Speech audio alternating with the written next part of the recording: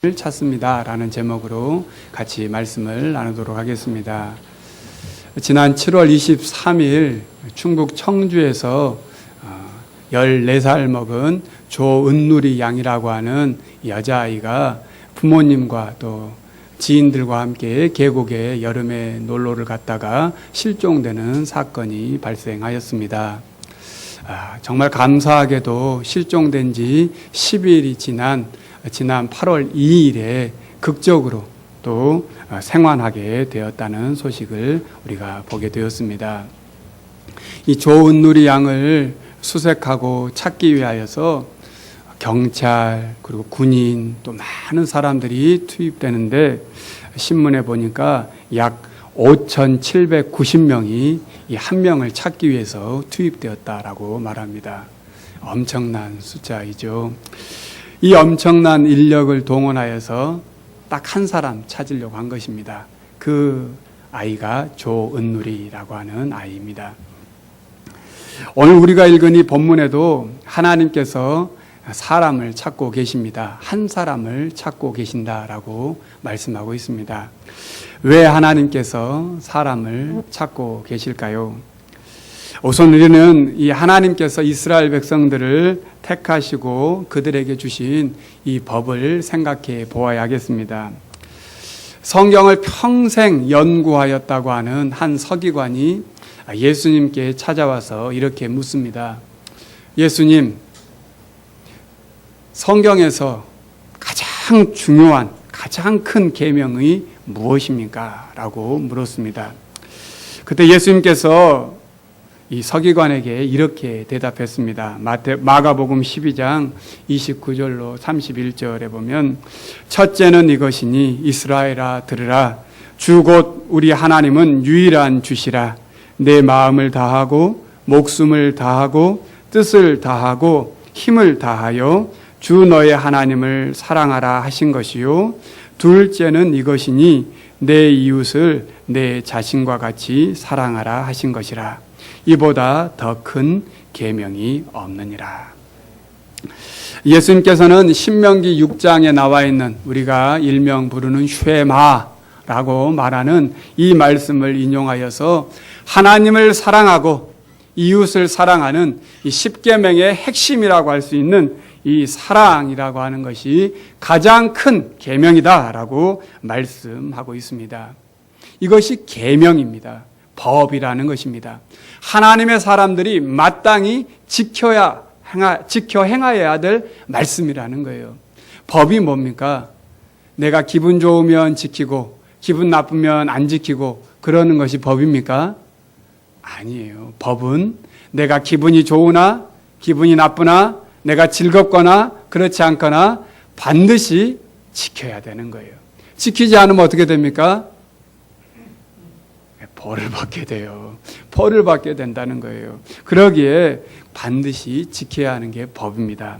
그렇습니다. 다른 사람은 몰라도, 다른 세상 사람들은 몰라도 이스라엘 백성들에게 있어서는, 하나님께서 특별히 선택한 이스라엘 백성들에게 있어서는 이 하나님과 약속한 계명은 반드시 지켜야 하는 것이었고, 지키지 않으면 반드시 하나님께서 벌하시겠다라고 말하고 있습니다.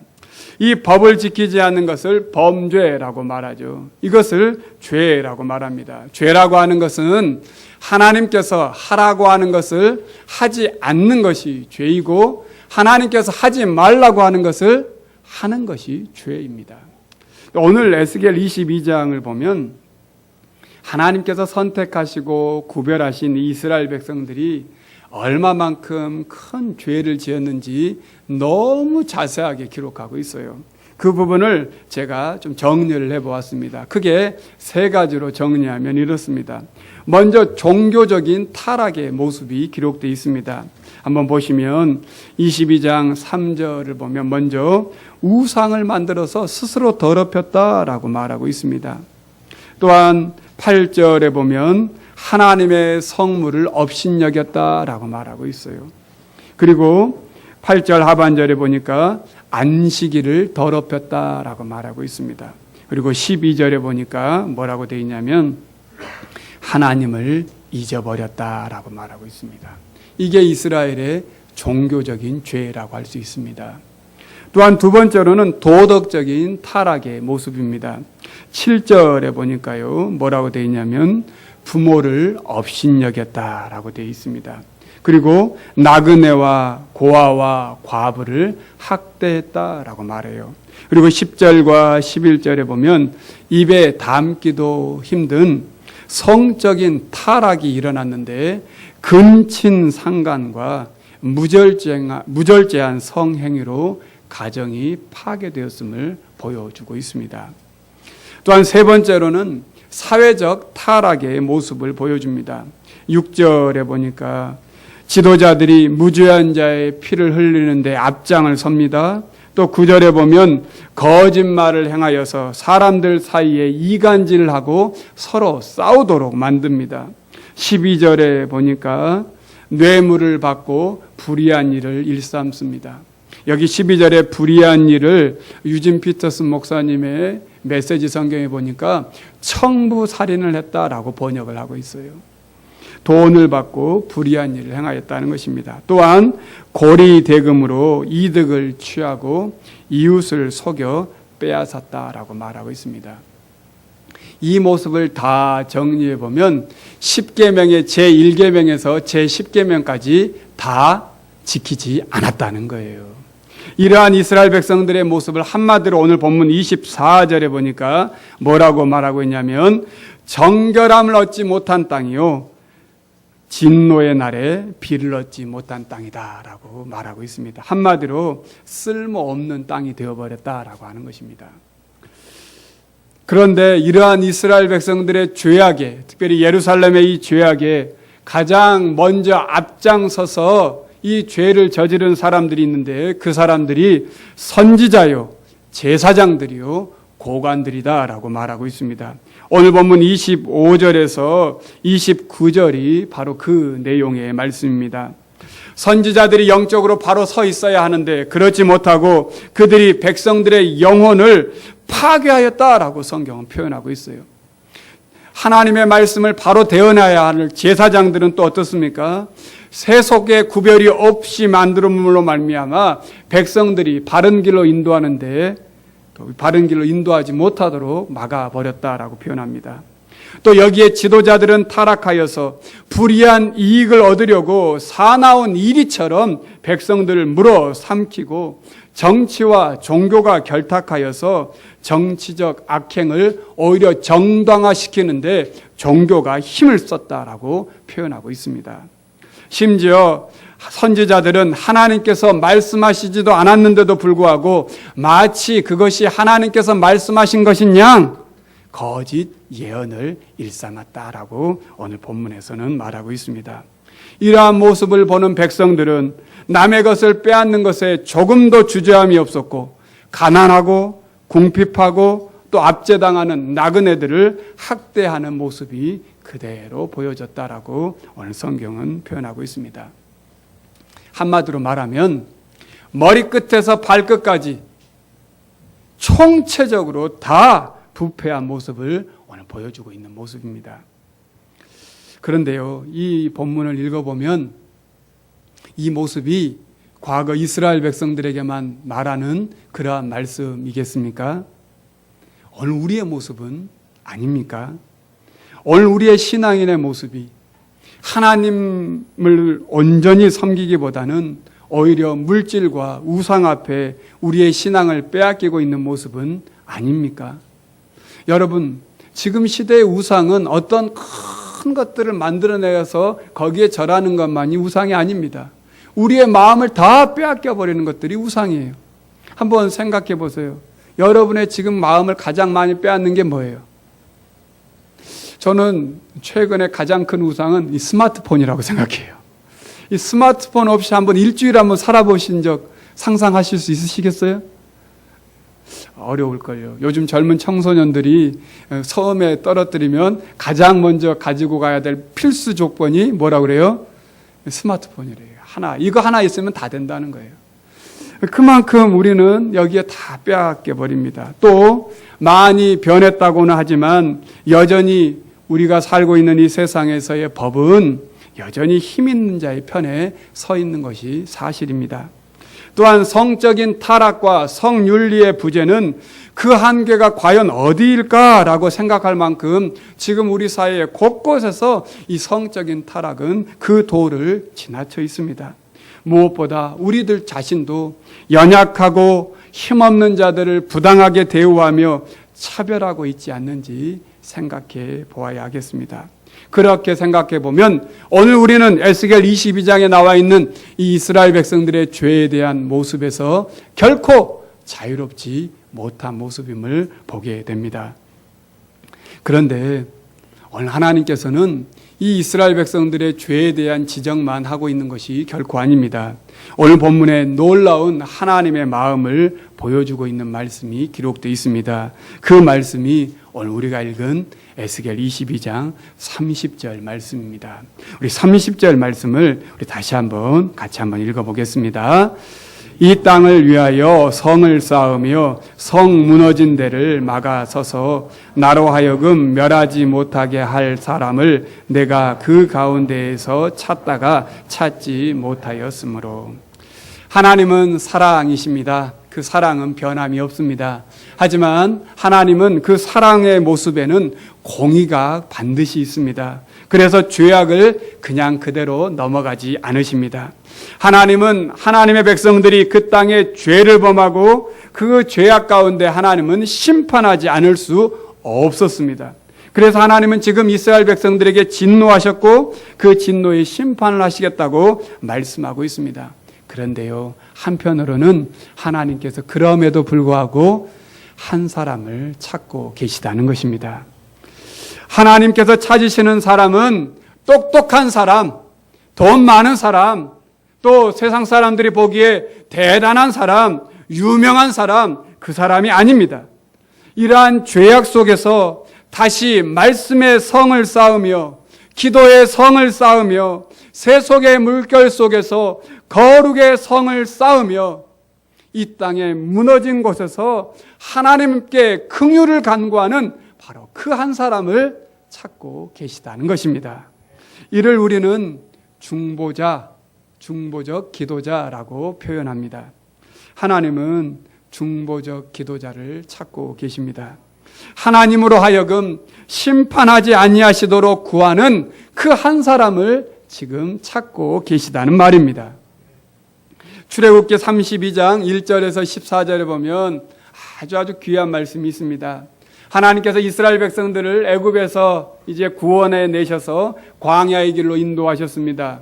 그런데 하나님께서는 모세를 통하여서 이제 이스라엘 백성들에게 말씀, 특별히 십계명을 주기 위해서 시내산으로 모세를 부르셨습니다. 그리고 모세와 하나님과 대면하고 있었어요. 근데 남겨져 있는 백성들은 모세가 내려오는 것이 더디자 아론에게 야, 우리를 인도하는 모세는 어디 갔는지 우리가 알 수 없으니 이제 우리를 인도하는 신을 만들어내라 라고 아론에게 말했어요. 아론은 그러한 이스라엘 백성들에게 큰 금송아지를 만들었고 그 금송아지가 자, 이게 너희들을 인도한 신이다 라고 말했고 그들은 그 신에게 절하고 제사를 지내고 있었습니다. 하나님은 이 모습을 보고 너무너무 화가 났습니다. 그래서 모세에게 저 산으로 내려가라. 그리고 저들을 다 쓸어 없애버리겠다라고 말했어요. 하나님께서 구원하셨던 이스라엘 백성들을 다 없애버리고 이제 모세 너를 통해서 너의 후손을 내가 나의 백성으로 삼겠다라고 하나님이 모세에게 말했습니다. 그때 모세는 하나님 앞에 간절히 기도했습니다. 하나님, 저들을 용서해 주십시오. 저들을 용서해 주십시오. 그리고 진노를 그치시고 저들을 사해 달라고 간구했습니다. 이 모습을 시편 기자는 시편 106편 23절에서 이 모세의 모습을 이렇게 표현하고 있습니다. 한번 우리 시편 106편 23절 말씀을 다 같이 한 목소리 읽어보십시다. 그러므로 여호와께서 그들을 멸하리라 하셨으나 그가 택하신 모세가 그 어려움 가운데에서 그의 앞에 서서 그의 노를 돌이켜 멸하시지 아니하게 하였도다. 아멘.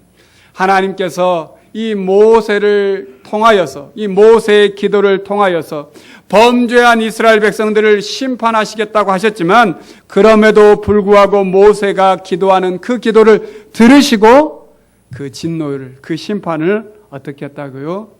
하지 않으셨다는 것입니다. 이것이 하나님의 은혜입니다. 그렇다면 오늘 본문으로 돌아가 보십시다.